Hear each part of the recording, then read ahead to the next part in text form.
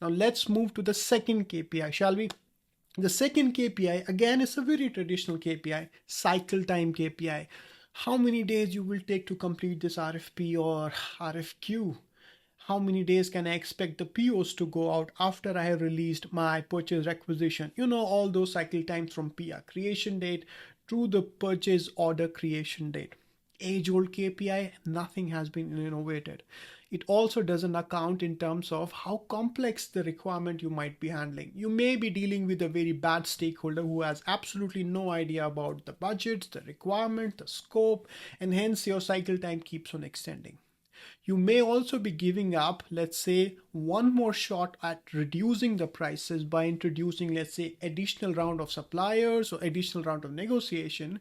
If someone is catching you with, hey, you are on the clock to complete the sourcing event, right? Nobody wants to have that kind of a pressure.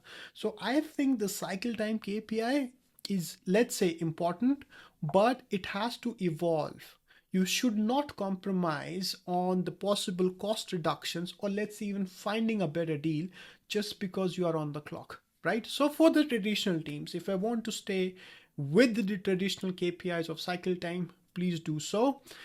However, for the top 1% team, let's evolve from just being measured how quickly you're able to turn around things in cycle time.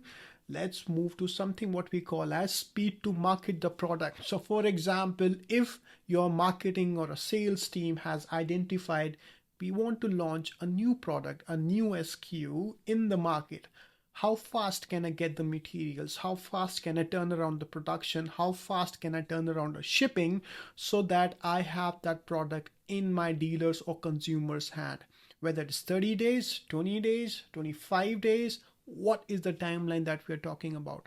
Now, when you will talk in this kind of vocabulary with your chief sales officer or marketing officer, you immediately get a very strategic kind of a conversation because you have to now backtrack every single thing.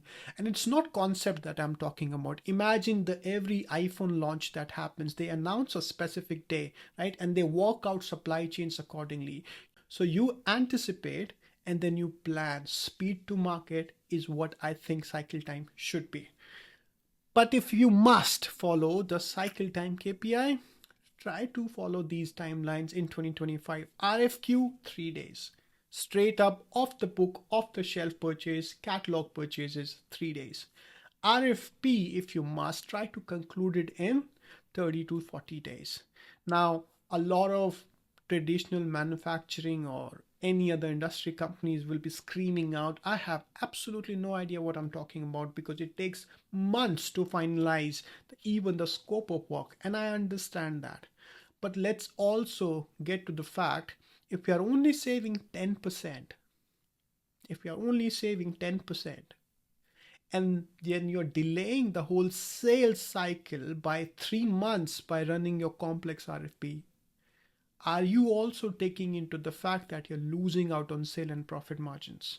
So what exactly do you gain if you delay the sourcing process by 3 months or 5 months or 6 months just because your RFP is going on? And that's the mindset I think any new CPO will be having. How fast can I actually get the final product in my consumer's hand? It's not the responsibility of the sales team. It's the responsibility of procurement as well to make sure the product is available at the lowest or the best cost possible. And if it means that you have to cut corners to, let's say, pay a 5% premium, that accelerates your product launch time, let's say significantly, 30-40% faster, might as well do that, right? Because you gain in terms of the sales. So let's have the holistic picture. That was about the cycle time.